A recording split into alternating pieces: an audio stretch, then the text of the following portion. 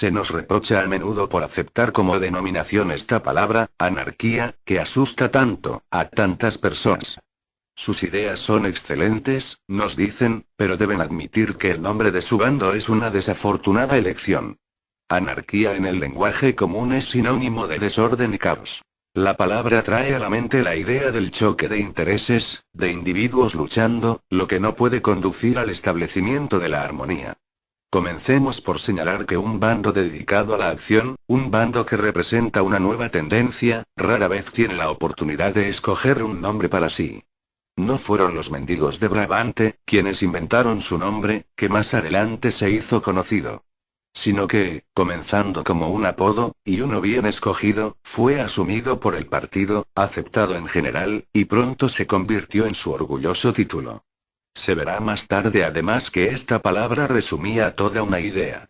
¿Y los sans-culottes de 1793? Fueron los enemigos de la Revolución Popular quienes idearon este nombre.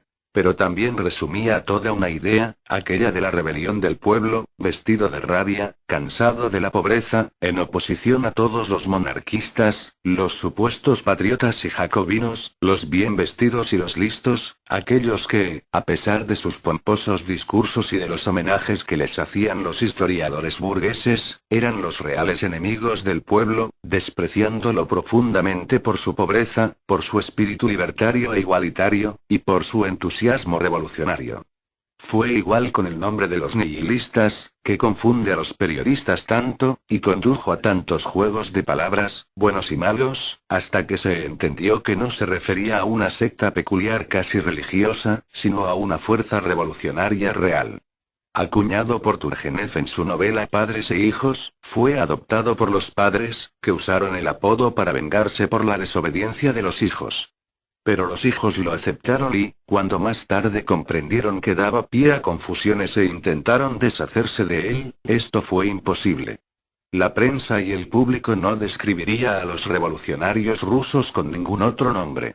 De todos modos el nombre no estaba para nada mal escogido, pues nuevamente resumía una idea, expresa la negación de la actividad completa de la civilización presente, basada en la opresión de una clase sobre otra, la negación del presente sistema económico.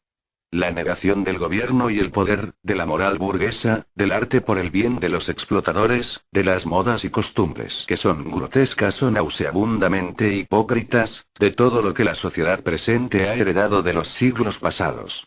En una palabra, la negación de todo lo que la civilización burguesa hoy trata con reverencia. Fue igual con los anarquistas.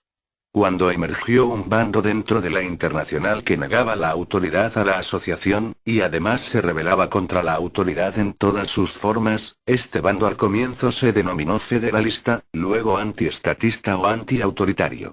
En aquel período de hecho evitaron usar el nombre anarquista. La palabra anarquía, así es como se escribía entonces, parecía identificar al bando demasiado cerca de los proudhonianos, a cuyas ideas sobre la reforma económica en ese momento se oponía la Internacional. Pero es precisamente por esto, para causar confusión, que sus enemigos decidieron hacer uso del nombre. Después de todo, hizo posible decir que el nombre mismo del anarquista probaba que su única ambición era crear desorden y caos sin preocupación por el resultado. El bando anarquista rápidamente aceptó el nombre que se le había dado. Al comienzo insistió, en el guión, entre A y anarquía, explicando que, de esta forma, la palabra anarquía, que viene del griego, significa, sin autoridad y no desorden. Pero pronto aceptó la palabra como era, y dejó de darle trabajo extra a los correctores y lecciones de griego al público.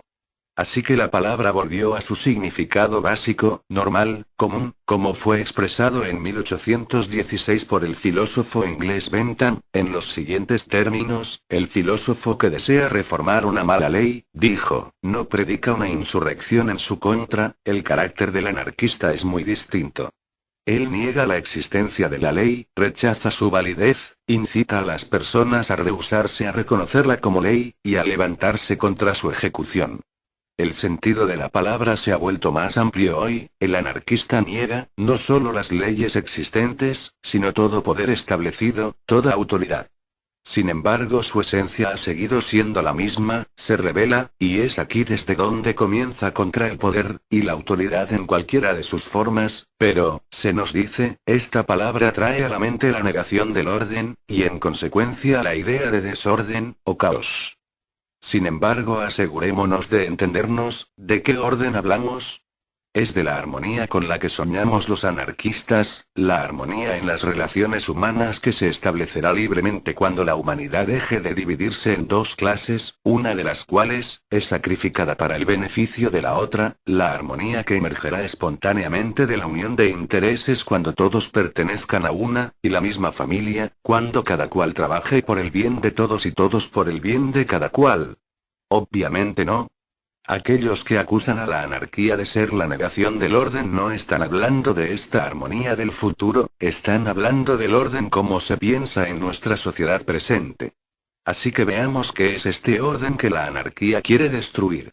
Orden hoy, lo que ellos quieren decir con orden, es 9/10 de la humanidad, trabajando para proveer de lujos, placer y satisfacción a las más desagradables pasiones para un puñado de ociosos.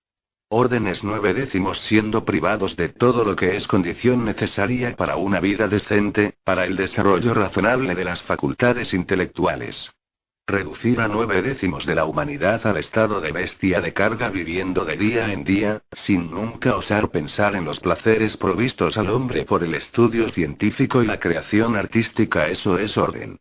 Orden es pobreza y hambruna vueltos el estado normal de la sociedad. Es el campesino irlandés muriendo de inanición, es los campesinos de 1/3 de Rusia muriendo de disentería y tifus, y de hambre tras la escasez en un tiempo en que el grano almacenado está siendo enviado al exterior.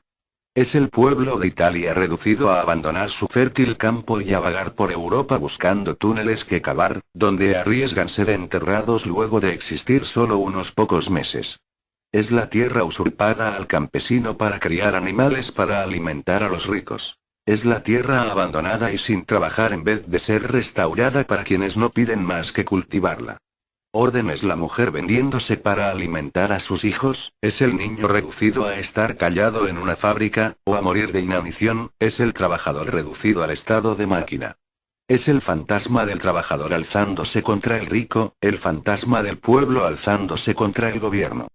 Orden es una minoría infinitesimal elevada a posiciones de poder, que por esta razón se impone, sobre la mayoría y que cría a sus hijos para ocupar las mismas posiciones más tarde de modo de mantener los mismos privilegios mediante el engaño, la corrupción, la violencia, y la matanza.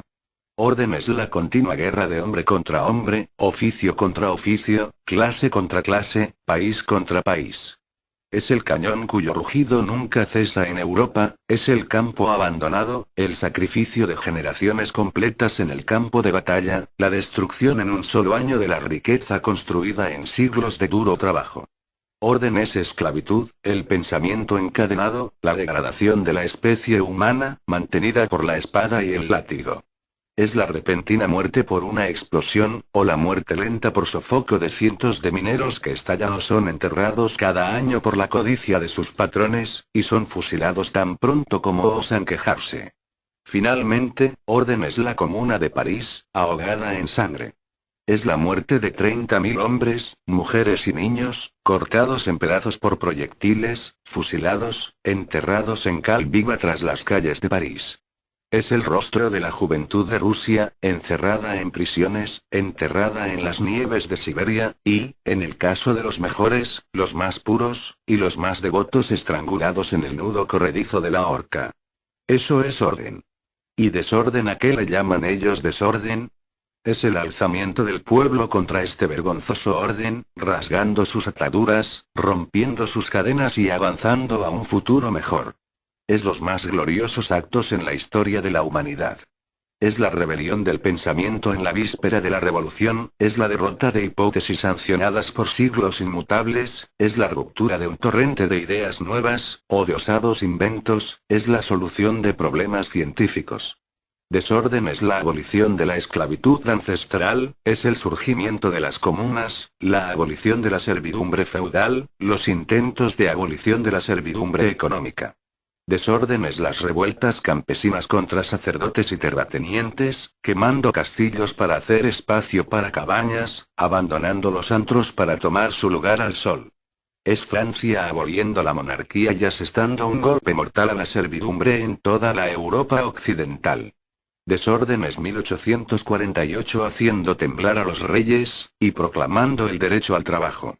Es el pueblo de París luchando por una nueva idea y, cuando muere en las masacres, dejando a la humanidad la idea de la comuna libre, y abriendo el camino hacia la revolución que podemos sentir aproximándose y que será la revolución social. Desorden, lo que ellos llaman desorden, es periodos, durante los que generaciones completas mantienen una lucha sin cesar y se sacrifican por preparar a la humanidad para una existencia mejor, por deshacerse de la esclavitud pasada. Es periodos durante los que el genio popular toma libre vuelo, y en unos pocos años hace gigantes avances sin los cuales el hombre habría seguido en el estado de esclavo ancestral, una cosa rastrera, degradado por la pobreza. Desorden es el estallido de las más finas pasiones y los más grandes sacrificios, es la épica del supremo amor a la humanidad.